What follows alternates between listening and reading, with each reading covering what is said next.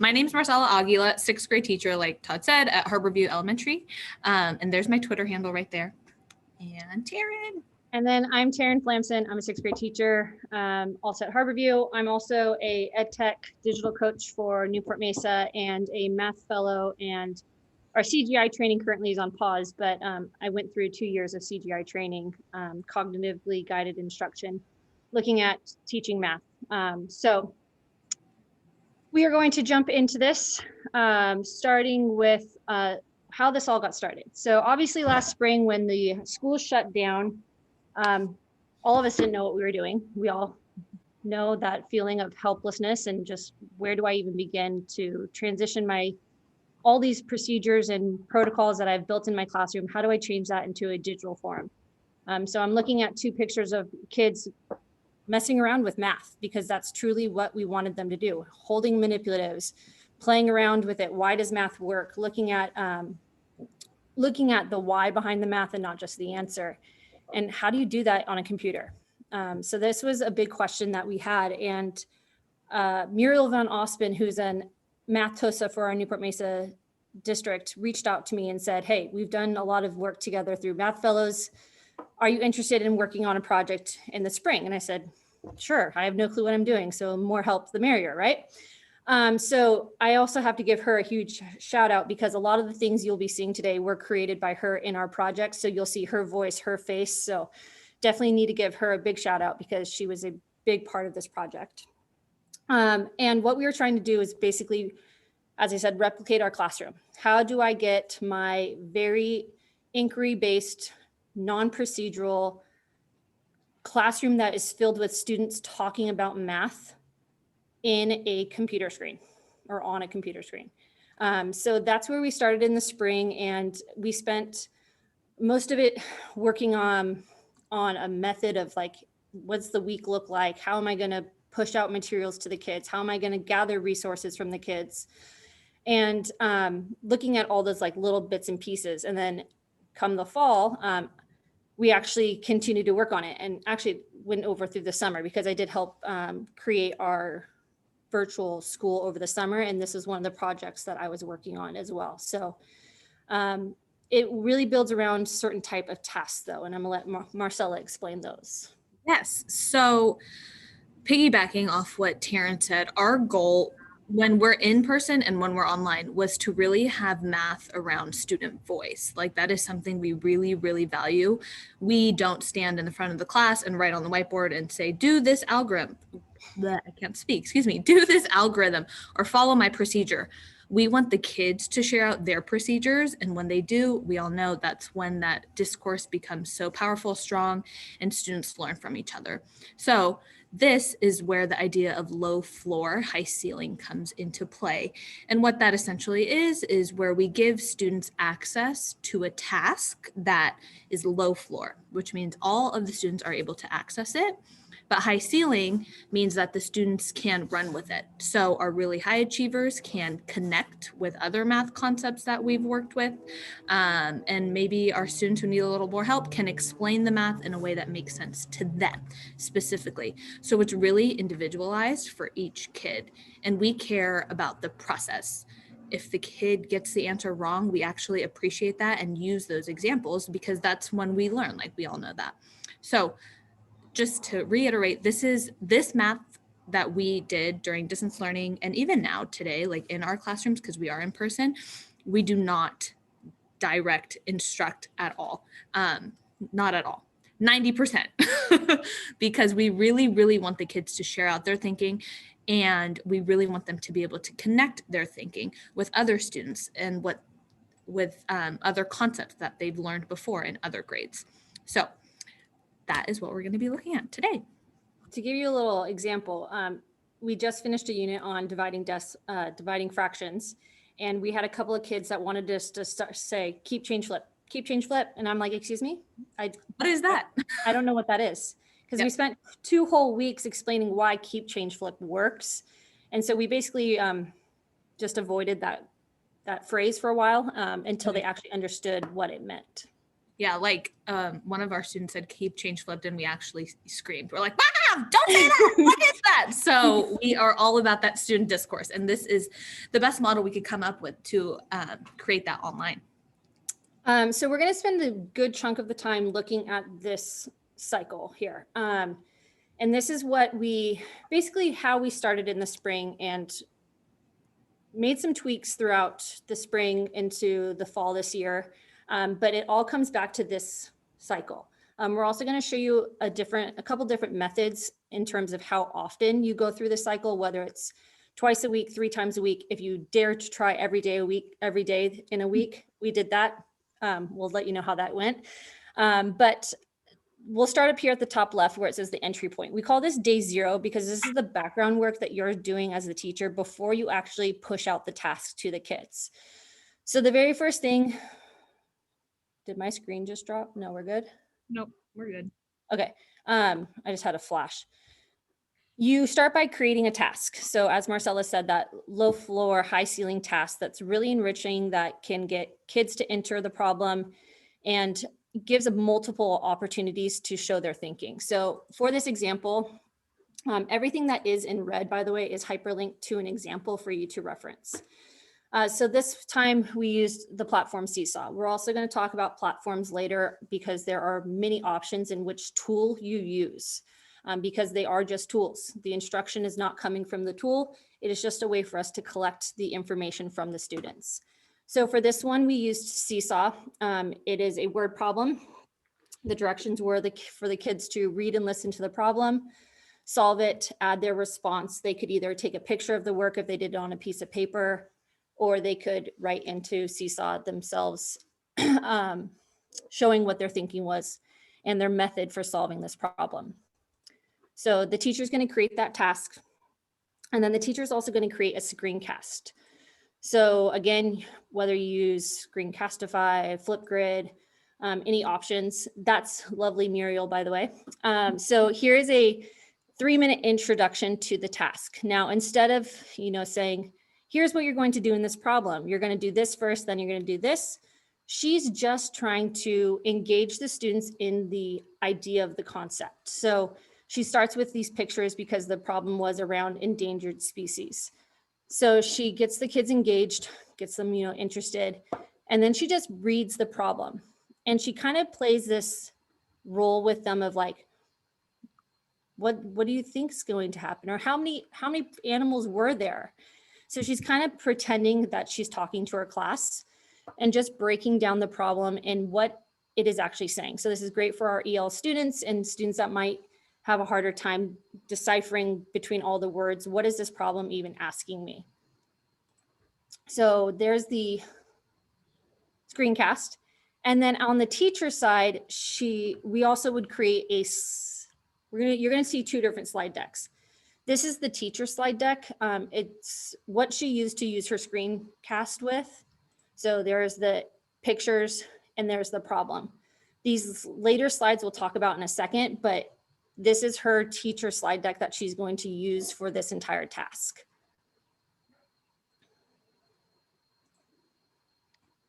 My turn. So the circles are all color coded as to what is asynchronous and what is synchronous.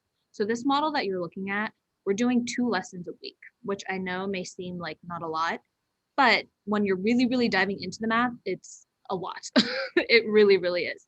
So like Taryn said, on day 0, this is the background work that you're doing. So you're creating that task and you're pushing out that video so the students know what to do. Then asynchronously, my favorite word for 2020 and 2021, is when they actually watch the video. So they're going to watch the video and then they're actually going to complete the task.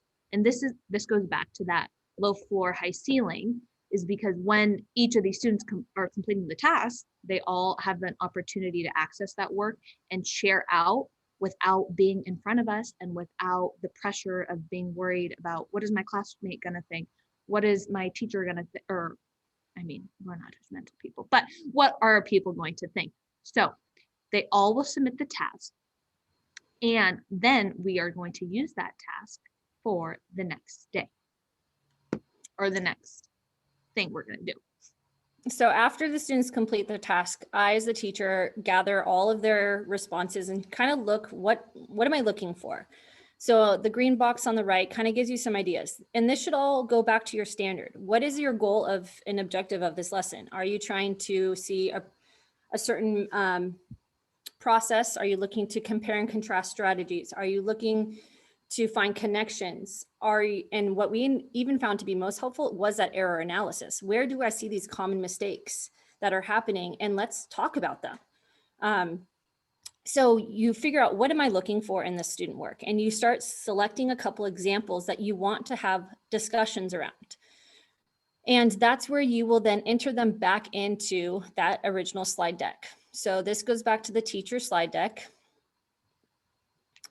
And for this problem, we were going to do 2 breakout rooms. The first time they are going to look at this problem, and we do have some guiding questions that they're going to discuss in those breakout rooms. But I really wanted them just to kind of look at this work and figure out, what did this student do? Here's what's going on. What are these circles representing?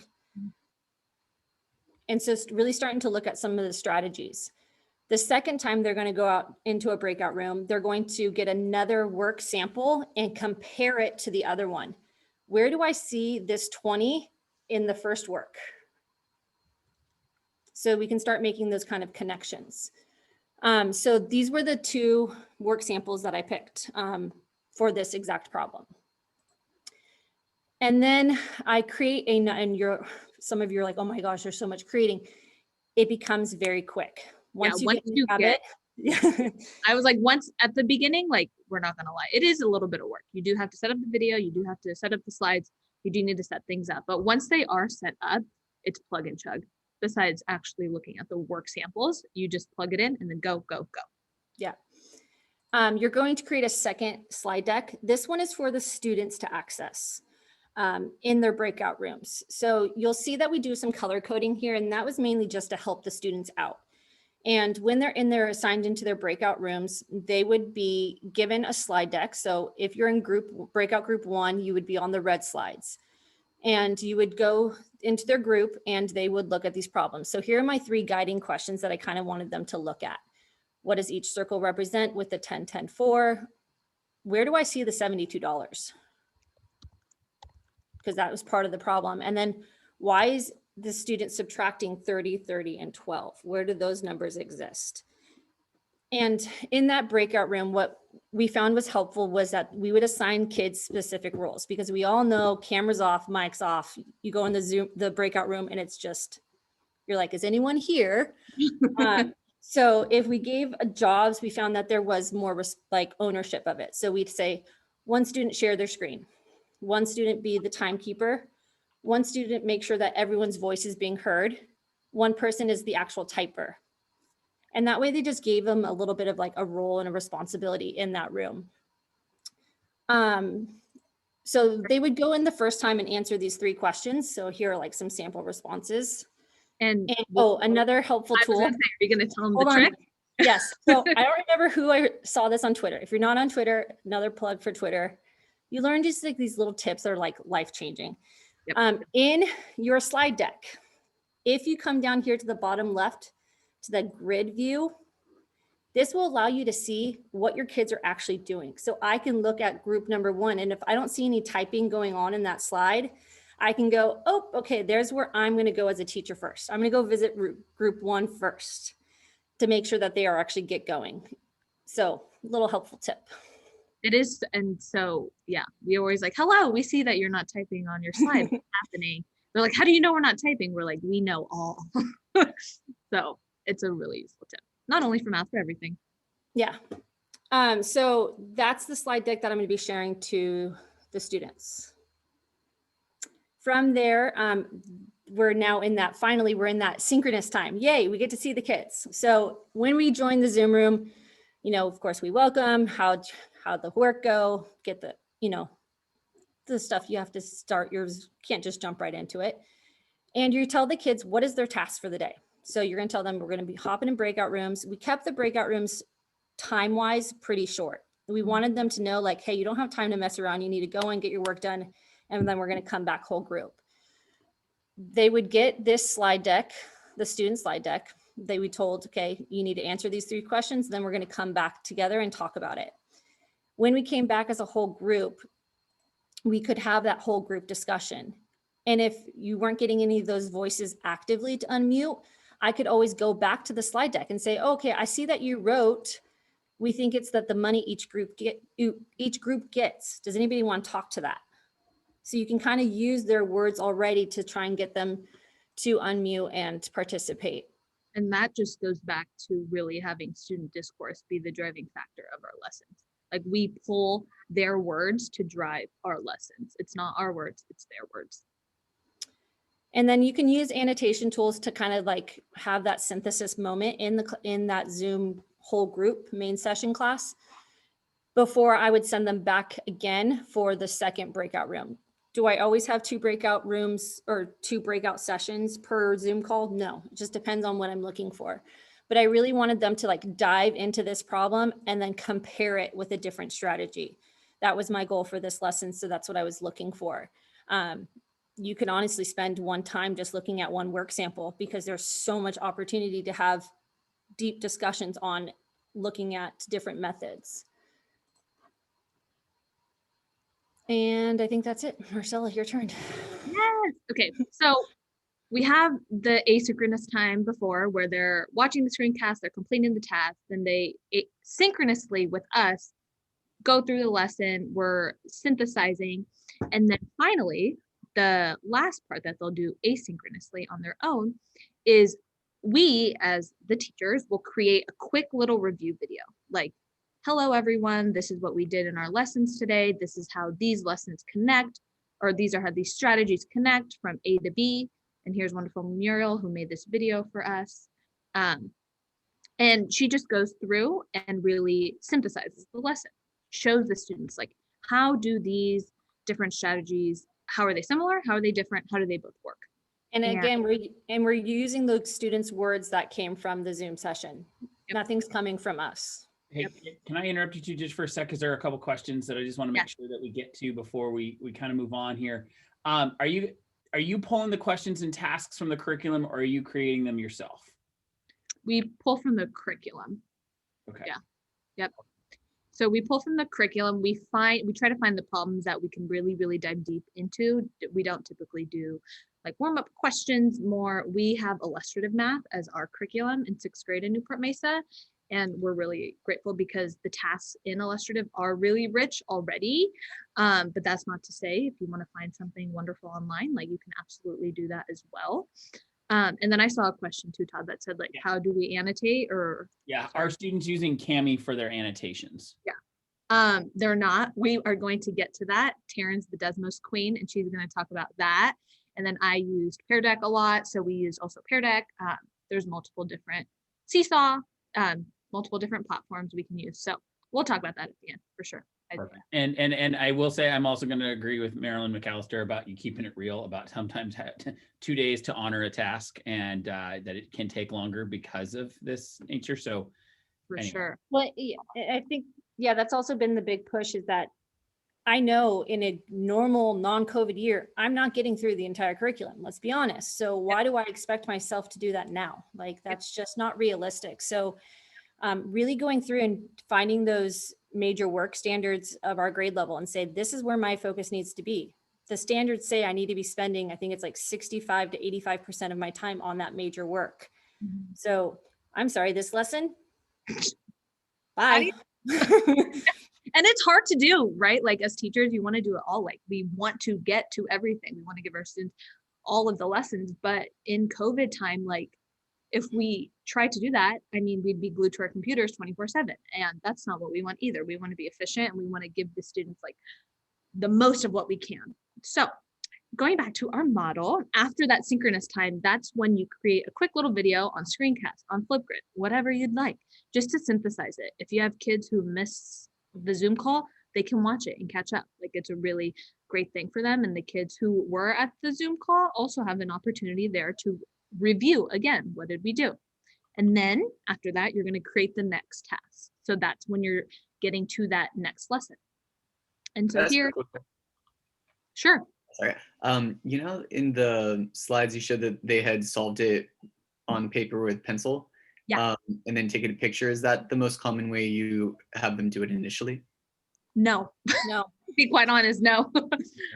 We use Desmos, which is a really, really friendly math tool where they can annotate everything online and literally do all their math work online. Also, Pear Deck, I took literally screenshots of the lesson, put it on the slides, and then just use Pear Deck for them to show all their work and answer online too. So you can do either. Like if you want them to use Seesaw and take a picture of it and upload it, like that's totally fine. Or if you want it just to have it all on one place, which is what we prefer, Desmos or Pear Deck is what we liked. Nearpod too, yay. There was, there was also, I'm not gonna lie, probably the very first week we started in the spring. I vaguely remember, because I try and block most of that time out. Don't we all? I was having students take pictures of their work and uploading it to a Google Doc and then sharing that, and that let's just not, I don't really want to go back to that time. So, but yes, it's an option. Yeah.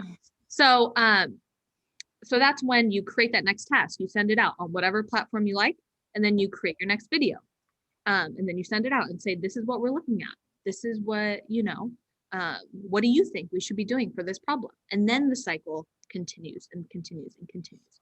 So once you put in that little bit of effort at the beginning, then the cycle becomes easier and easier and easier. For those screencasts, Mariel used screencast. If you want all your videos in one place, you can use Flipgrid and just continue on a grid and have all your videos in one place and the students know all where to go. Totally up to you. So it's totally, however you want to organize your things, you can make it yours. And one other thing that was a common question was, what do our Zoom calls look like in terms of numbers? Now in the spring, we didn't know, as I said, we didn't know what we were doing. So we had one Zoom call with 25 kids, and for sure kids were able to hide and not, I honestly wasn't sure if they were completely engaged in the lesson. Yeah. When we started again back up in the fall, we totally went with a different mentality. We went with small groups, no more than 10 to 11 kids on a Zoom call for our synchronous time. That way we could really make sure we're hearing all the voices, and I could go into the 2 to 3 breakout rooms. So there's even the breakout rooms were only 3 to 4 kids max. So we could really make sure that we were hearing everyone and getting everyone engaged in that conversation. And it takes a while because we know, when we go into breakout rooms, even as adults, we're like, okay, here we go. We have to actually prepare.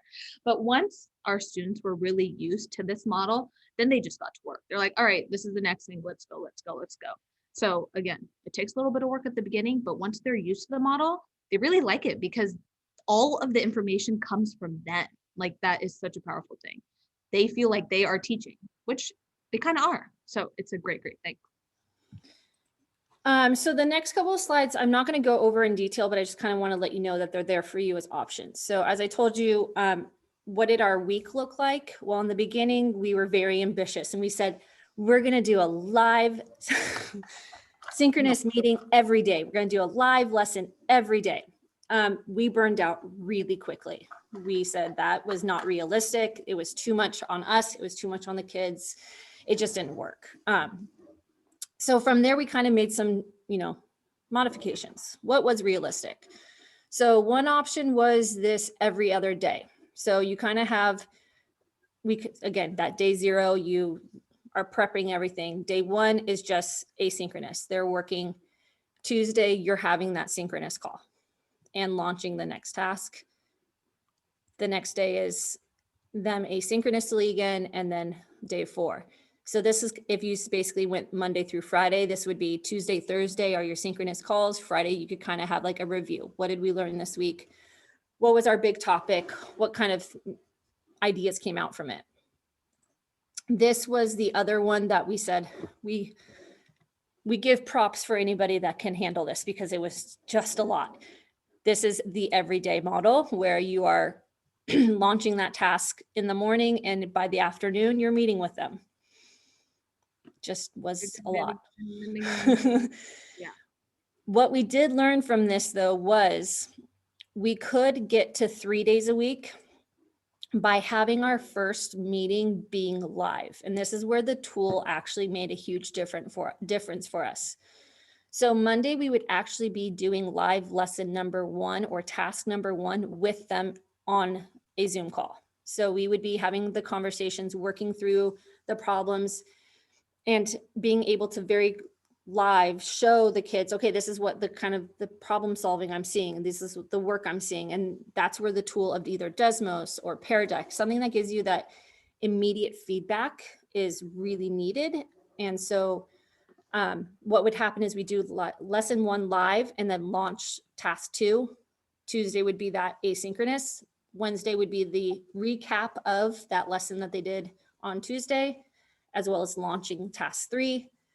Thursday is them working on task 3, and then Friday is us synthesizing task 3, as well as the wrap up for the week. So this is like our happy medium that we found that worked best for us. Taryn, someone asked a question that was really good. They said, how did we modify this for hybrid learning? Like, did we do the synchronous work in person? And essentially, yes. The answer is yes. So now that we're back in person, we will choose tasks for the students to do this problem, this problem, this problem, send it home. The kids will come back, they'll submit their information online to us. And then once they do, we pick which samples we want to work with. And then when they come in the next day, we show the examples, and then we just do that conversation. Instead of breakout rooms, we're lucky enough that they can do that conversation in class. And so for math in class, in person, we have about like 35 to 40-ish minutes. And that's like just the perfect amount of time to really go through all the work samples and synthesize that lesson. So we essentially did all the asynchronous work they're still doing at home, but then the synchronous work they're doing in front of us live, which we're really grateful. Yeah, so as someone asked that before we started, was that this model, although we're saying was born out of distance learning, could very easily be replicated in a hybrid situation as well. Now this goes back to the last thing that we really want to share is the different tools. So as you heard, I fell in love with Desmos over the summer, was introduced to it by Muriel. And the first time, I will be very honest, because I wanted to create my own task and use our curriculum, it was taking me about 20 minutes in the beginning to create a task, just because I was unfamiliar with the tool, how to format it, what it looked like. But by the end, I can make a full task in 5 minutes. Like, it's very quick. And so, there's a lot of already made lessons on Desmos that you can just copy and paste. So if you actually want to try this activity, this is activity that we've done before.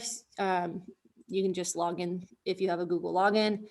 I believe there's also an option that you don't sign in, but this is kind of what a task looks like, and it will show you some of the tools. So we always had like a check-in, kind of just how are you feeling?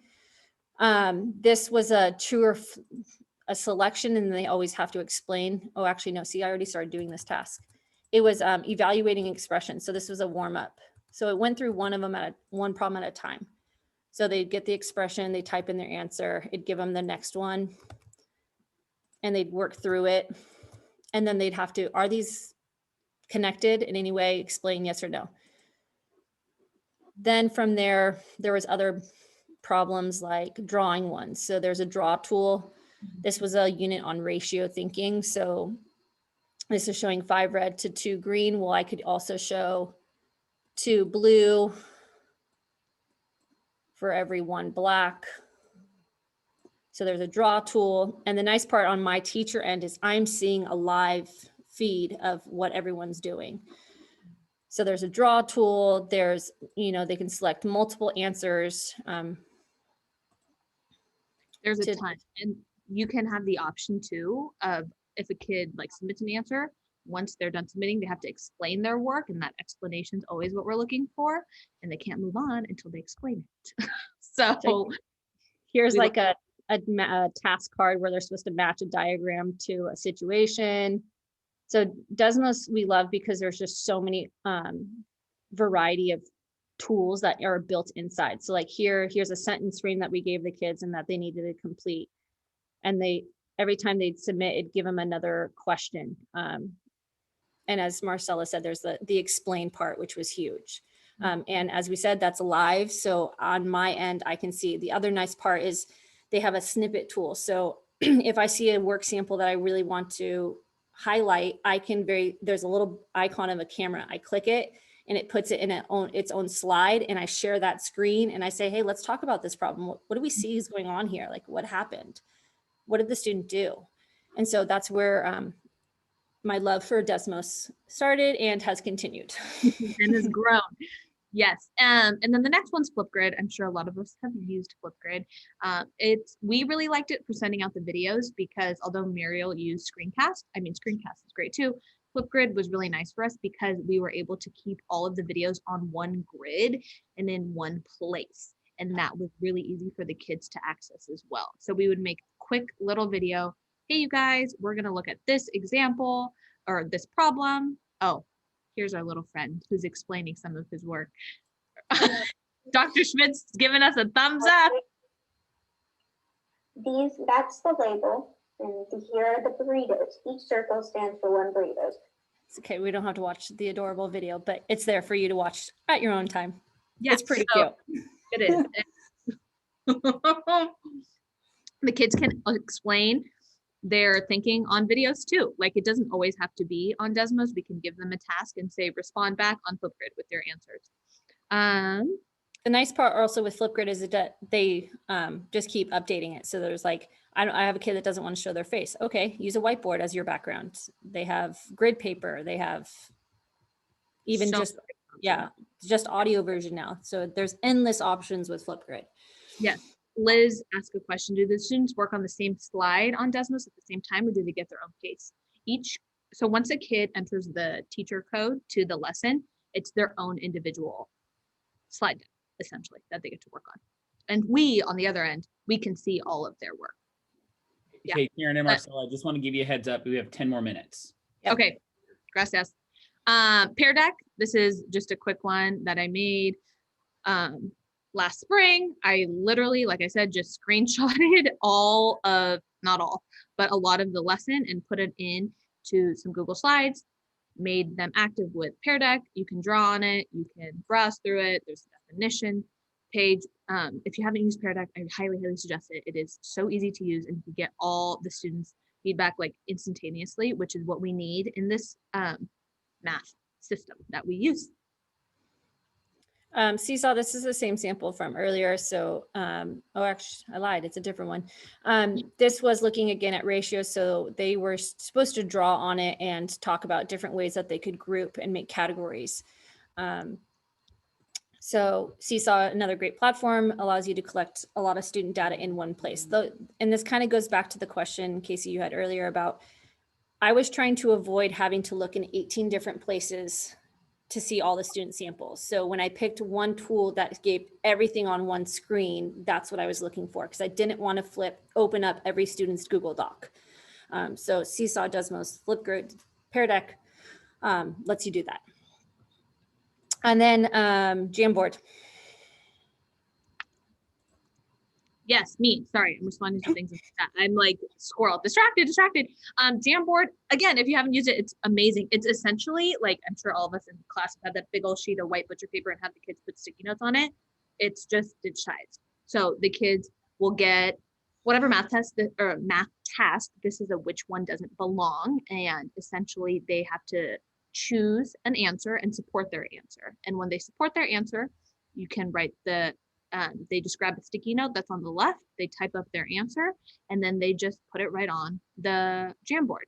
We do have to say that sometimes Jamboard can be a little messy because in 6th grade, they like to draw on it and do some little fun things to it. So we really, really try to, give them multiple opportunities to practice them using Jamboard.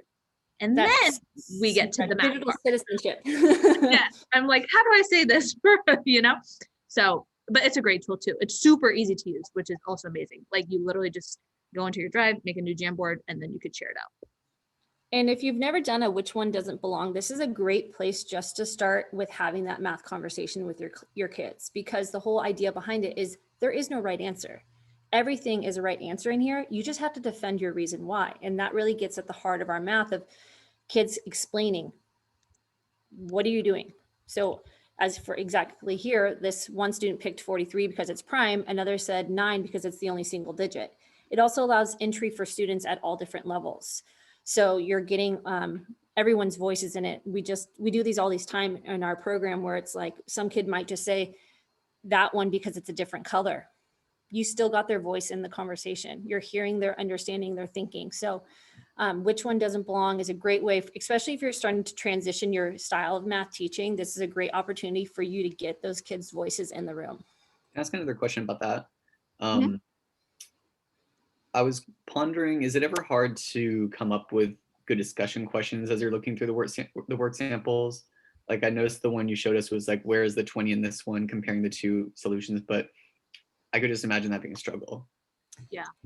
Occasionally it is, but it's very rare that I'm like, I have nothing to pull from. I will say I have maybe once or twice in my lifetime pretend that my beautiful student work that I scrabbled on a piece of paper because I was looking for something very specifically happened to enter the dialogue. I don't know who that student was. I've done it before. Yeah, I have too. Where I'm like, okay, I'm not really getting what I want, but you know what? It just magically appeared. And now we're gonna talk about it. Yeah, it's very rare that honestly has happened. But then I'm also looking back at my task, like what was my task doing or not doing to produce what I was given from the students. So there's been those days too where I was like, well, that was not a successful task. Let's not save that one for next year. So, but again, that's part of teaching. So the last part of the tools is just a very basic slide deck. So first slide, you'd put what unit, one lesson, and then just a reminder of kind of what we were looking for in your slide deck. So we have, here was a problem. And this, by the way, these snapshots are straight from Desmos. So this was an example that I took a picture of these two kids' work and I was like, ooh, this is great. We can have a conversation about this, different forms of writing it and how they got to their different ratios. So how are they similar? What equation? Because neither one of these students wrote an equation, or actually the left one kind of did. That was the conversation I wanted to have. So there's just a blank template. And then I did 2 different colors so you could remember to color code because that was helpful. It was super helpful. Like it's the smallest thing, but it makes such a big difference. Like group 1, you're on the red side. Group 2, you're on the yellow side. They're like, okay, got it. So yes. And we saved 4 whole minutes for more questions. I'm sorry if we like made your head spin a bit. Yeah. And as John said, because I've heard John speak many times, we totally also believe in free PD. Not that I'm going to actually show up to your school, but if you email me or Marcela or send us a tweet or anything like that, like we will get back to you because honestly, it's so cliche and so sometimes lame, but we need to stay together as teachers on this because we are all honestly doggy paddling through this situation, and the more brains, the better. So we did not get here overnight. Like it definitely took a lot of trial and error and the kids saying like, where's this link or what's this or I can't see this or that. And we're like, okay, let's not pull our hair out one by one.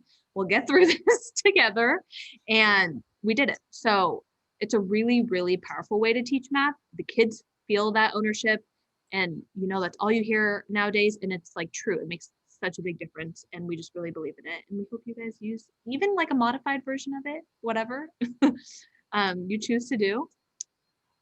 You guys mind putting your in the, I know most people have the slides, but if you don't mind, maybe just in the chat, if you want to put your Twitter handle, how you would like people to reach out to you. Really do think that again, are so helpful, especially if you want to do a Zoom chat with somebody to kind of walk them through how you do some of these things, I think would be amazing as well. Yeah. Because again, you guys shared so much wonderful stuff.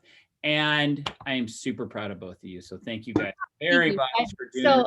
I'll give you guys a little insight. Todd was the first one that made me start presenting, and I still to this day am not a fan of him for that. And you can see the tears. They're flowing. But I still keep torturing myself because he told me I need to present more. So I continue. I got dragged along. And then I threw Marcela into the mix too. So I happen to know both Jenna and one of my other teachers in here too. And just be ready. Just be ready.